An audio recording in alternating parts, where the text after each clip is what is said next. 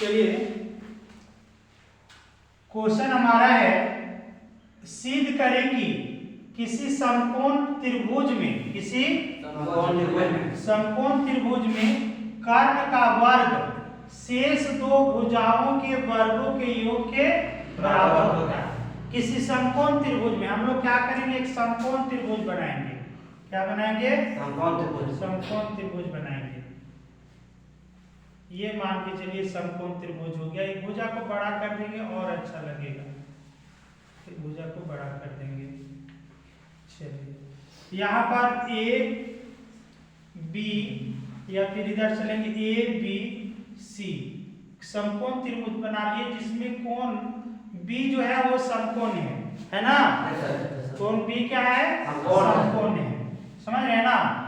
और समकोण का सामने वाला जो भुजा होता है वो कर्ण होता है। ये कर्ण हो गया।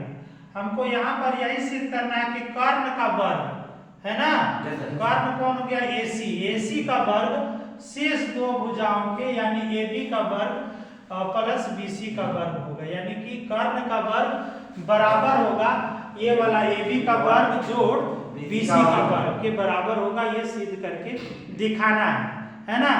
इस प्रमेय को पाइथागोरस प्रमेय भी कहते हैं। तो सबसे पहले हम लिखेंगे, दिया है क्या? दिया है एक समकोण त्रिभुज ABC है। एक समकोण त्रिभुज ABC है जिसमें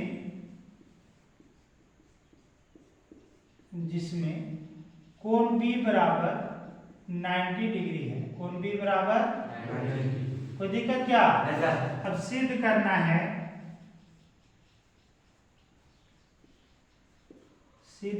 है, कि कर्ण का वर्ग, कर्ण कौन हुआ? AC, यानी AC का वर्ग बराबर ये वाला भुजा शेष दो भुजा बच गया AB, कर्ण का वर्ग बराबर AB का वर्ग प्लस BC का वर्ग। ये सिद्ध करना है ना? है बराबर है, ऐसा सिद्ध करना है।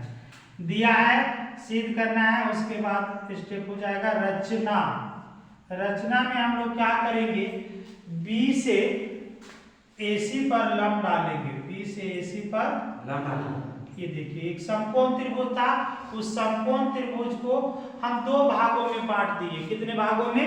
दो भागों। और लंब डाले तो ये भी एक समकोण त्रिभुज बन गया, ये वाला भी और ये वाला भी। यहाँ लंब डाले तो ये भी एक पूरा बड़ा त्रिभुज ABC तो समकोण त्रिभुज है ही, साथ में बीच में हम B से AC पर लंब डाल दिए तो ये भी दो समकोण त्रिभुज बन गया। यहाँ पर D नाम दे देंगे, ठीक है? कोई दिक्कत क्या? यहाँ पर हम लोग चलेंगे रचना में, लिखेंगे BD लंब AC खींचा, BD लंब AC खींचा। कोई दिक्कत क्या है? अब दिया है, सिद्ध करना है। रचना प्रमाण में चलेंगे। प्रमाण, जब कोई समकोण त्रिभुज को समकोण शीर्ष पर, जब कोई समकोण त्रिभुज में समकोण शीर्ष से कर्ण पर लंब डाला जाए तो कर्ण के दोनों ओर के त्रिभुज है ना, लंब डाला जाए तो उसके दोनों ओर के त्रिभुज जो होते हैं समकोण होते हैं, और जो शीर्ष जो त्रिभुज है, दिए गए जो त्रिभुज है उसका समरूप होता है। क्या होता है? समरूप होता है। बात को समझिएगा। किसी भी समकोण त्रिभुज में कर्ण से समकोण शीर्ष से कर्ण पर लंब डाला जाए, किसी भी समकोण त्रिभुज में समकोण शीर्ष से समकोण शीर्ष B है, B से कर्ण पर लंब डाले है ना, BD लंब डाले ना, लंब डाले तो इस लंब के दोनों ओर के त्रिभुज, ये लंब हो गया ना, लंब के दोनों ओर के त्रिभुज मतलब ये त्रिभुज और ये त्रिभुज, दोनों त्रिभुज आपस में समरूप हो जाएगा, आपस में समरूप हो जाएगा। और यही दोनों त्रिभुज पूरे त्रिभुज का, दिए गए त्रिभुज का भी समरूप होगा। बात समझना है? ये दोनों समरूप हो जाएगा। साथ में ये त्रिभुज बड़े त्रिभुज का यानी एबीसी का समरूप होगा, और ये त्रिभुज भी एबीसी का समरूप होगा। इसको नियम को जानना होगा यहाँ पर, समझिए। तो चलिए प्रमाण में चलेंगे। त्रिभुज हम लोग पहले त्रिभुज एडीबी, क्या त्रिभुज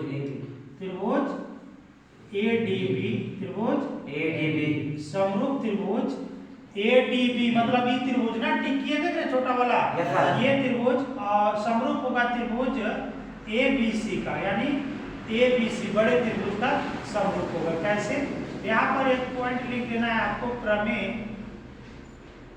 प्रमेय 6.7 से, एक प्रमेय है 6.7, उसमें बतलाया गया है, सिखाया गया है कि कोई भी समकोण त्रिभुज में समकोण शीर्ष से कर्ण पर लंब डाला जाए तो लंब के दोनों ओर के त्रिभुज समरूप होते हैं, और वही दोनों त्रिभुज संपूर्ण त्रिभुज का समरूप होता है। समझिए?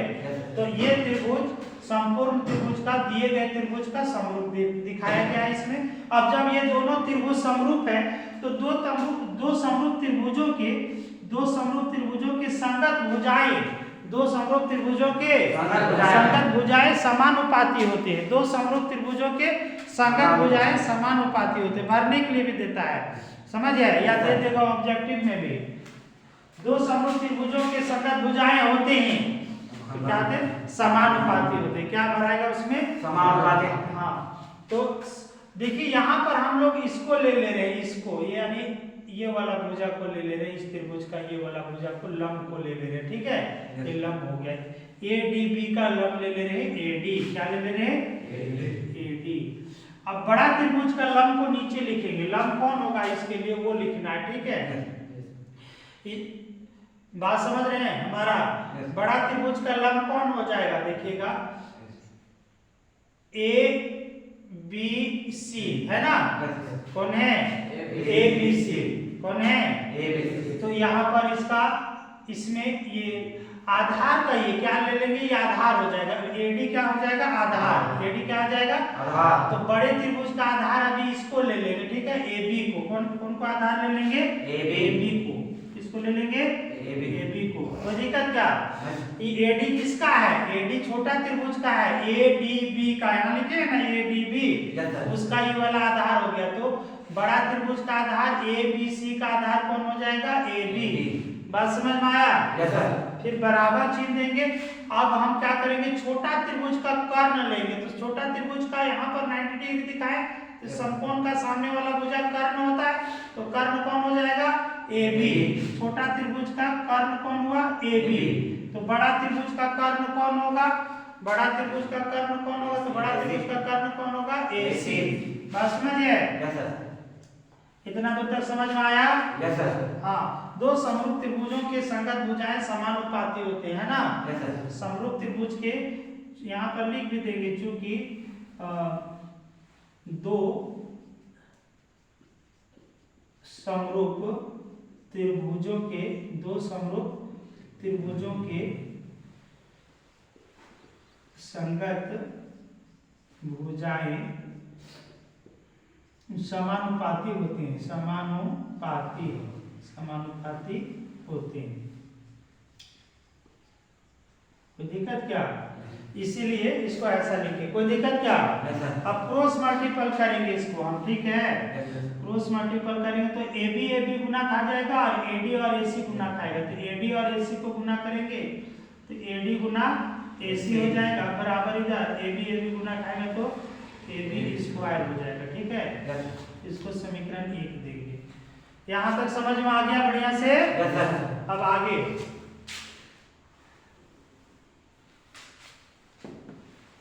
इधर पर आप लोग देखेंगे, आप त्रिभुज को इधर चेंज करेंगे, ठीक है। चेंज क्या करना है? अब हम लोग इस त्रिभुज में चलेंगे, त्रिभुज बीसीडी, त्रिभुज अब त्रिभुज बीसीडी, त्रिभुज बीसीडी, ये वाला त्रिभुज में चलेंगे, बीसीडी। देखिए बीसीडी इस त्रिभुज में चल रहे अभी ना, पहले इधर वाला का चले थे, अब इसको चलेंगे बीसीडी।